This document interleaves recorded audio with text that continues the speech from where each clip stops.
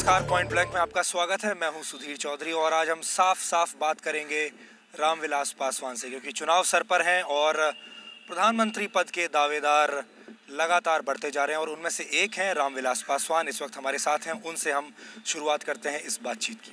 पासवान जी, आपका स्वागत है। पहला सवाल, क्या आप मानते हैं कांग्रेस ने आपको धोखा दिया? नहीं।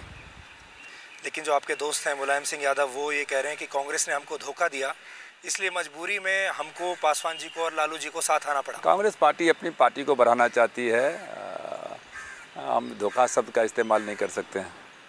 तो फिर आपकी दिक्कत क्या हुई? क्यों आपने कांग्रेस पार्टी को छोड़कर आप इस नहीं, हम किसी को छोड़े नहीं। हम भी चाहते थे कि कांग्रेस पार्टी और आरजेडी और लोजपा तीनों मिल करके चुनाव लड़े, लेकिन कांग्रेस पार्टी शायद अपने जनाधार को और बढ़ाना चाहती थी, इसलिए उन्होंने अलग से चुनाव लड़ने का निर्णय लिया।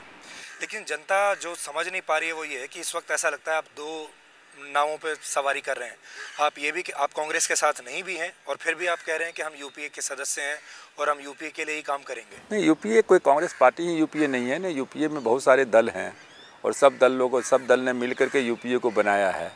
इसलिए यूपीए में जितना कांग्रेस का अधिकार है उतना ही हमारा अधिकार है, उतना ही आरजेडी का भी है।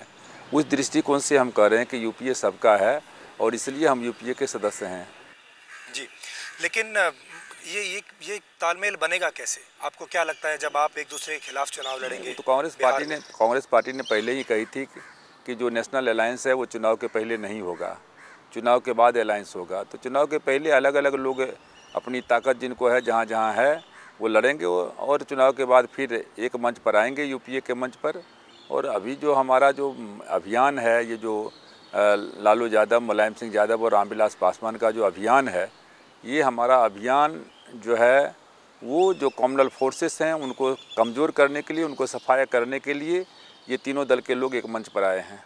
कांग्रेस के लोगों की जो शिकायत है आपसे वो ये है कि जब आपने लालू यादव के साथ हाथ मिलाया, और मुझे याद है उस दिन जब आप प्रेस कॉन्फ्रेंस में आए और दोनों ने आपने ऐलान किया अपने योजनाओं का, उससे पहले आपने कांग्रेस से कुछ कंसल्ट नहीं किया, आपने बताया नहीं कांग्रेस को? हमने कांग्रेस से दो बार कंसल्ट किया, लेकिन कांग्रेस के लोग हमसे कंसल्ट करने को तैयार नहीं थे।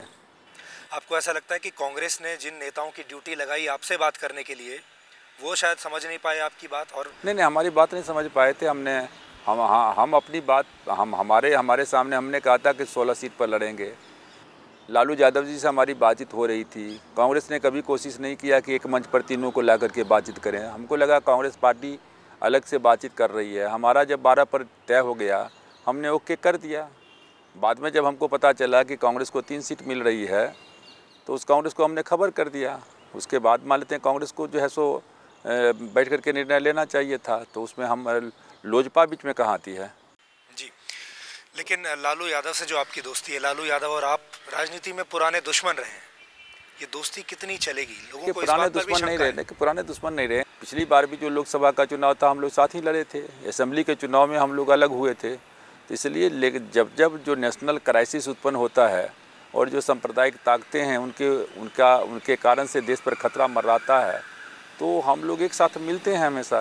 लेकिन आपको लालू यादव के वो बयान तो याद होंगे जो उन्होंने आपके लिए दिए थे पहले?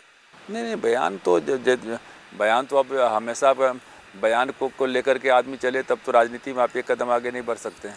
आप भूलने के लिए तैयार हो गए? नहीं, भूलने के लोग भी तैयार हैं, हम भी तैयार हैं। पासवान जी, आप तीसरा मोर्चा की जब सरकार थी उसमें भी आप मंत्री रहे, फिर आप एनडीए की सरकार में भी मंत्री रहे, यूपीए की सरकार में भी मंत्री रहे, और अब इस बार बात हो रही है चौथे मोर्चे की। ये कोई मोर्चा नहीं है, इस बार हमारा अभियान है, ये कोई मोर्चा नहीं है। अगली जो सरकार होगी उसमें भी आप मंत्री रहेंगे? यूपीए की सरकार बनेगी, देखेंगे। और अगर और किसी की बनी तो? उसमें कोई प्रश्न नहीं उत्पन्न होता। एक बार जो है गलती हुई, दोबारा गलती नहीं किया जा सकता है। यानी दोबारा एनडीए में आप? कोई प्रश्न नहीं उठता है।